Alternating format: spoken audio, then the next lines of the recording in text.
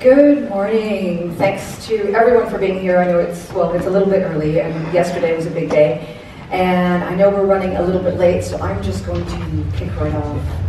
I will start us off with a quote. This is from one of the big kind of Silicon Valley analyst houses in the United States. And what they said is, to understand China's internet sector, you can start by thinking of a service that you know and love in the UK, in North America, and Germany. Most of the Western ones will do for this analogy. And then you change their names, you combine a bunch of them together, you drop any of the fees, and most of the ads. Over 5 million. And it has an absolutely crazy 41 cities with populations of more than 2 million. And these cities are just really fast growing. There's people coming into them all the time. And that really changes how people live, right? The middle class in China, based on analysts'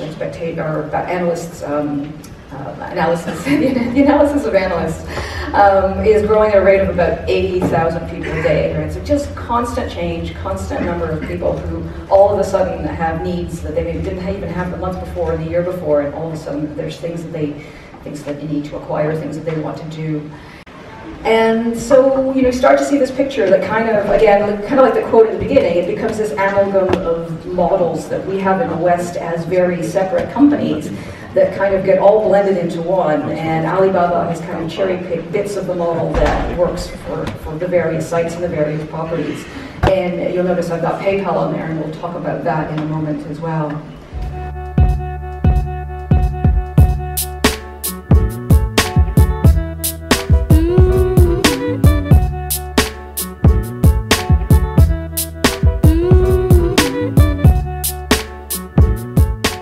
In the case of Jumia, another really interesting example is you see the mobile influence, which you also see in China. They have segments of their audience that not only do they only interact on mobile, but they only interact on messaging platforms. And in the case of Jumia, it sounded like it probably started ad hoc. Basically, the customers would just show up on social media and start trying to buy things, and then they probably formalized it into something where right now they actually have customer service agents who spend their days on things like Instagram and WhatsApp, and they actually transact, and they go through the whole sales funnel, but through social media. The most amazing thing for me is this openness to buy things online. And I thought by myself, what are they doing with all that stuff? It's so much, it's all about buying online things. So maybe the next trend is to dispose of all that stuff, to have a platform which takes all the stuff off. What are you doing with these systems? What can you do in this market? Or can you do anything?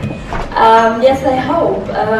But the difference to what we heard before is we have all these data security laws.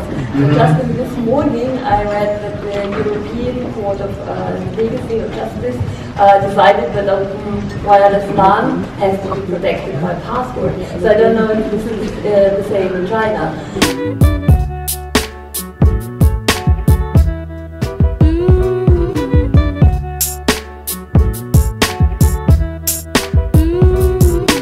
As you know, I'm Jamie Burke. I'm an investor, so I've been investing in blockchain for the last 3 years.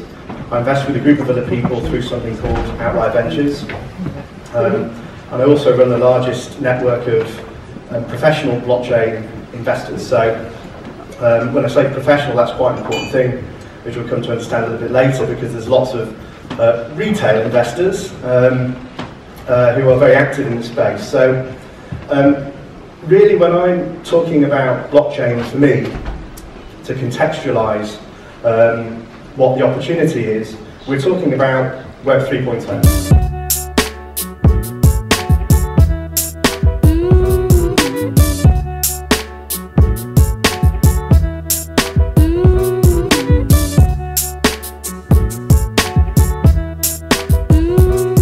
And that process could be an escrow, it could be many sequences of processes in the supply chain. Those miners secure that network through a consensus mechanism. As long as 51% of that network agree to that way of consensus, the network's secured. So that's it. How did I do? Did I do it? Okay, so all witnesses to that. Who here understood what the hell I just said? Ah. Okay. We won't tell them that.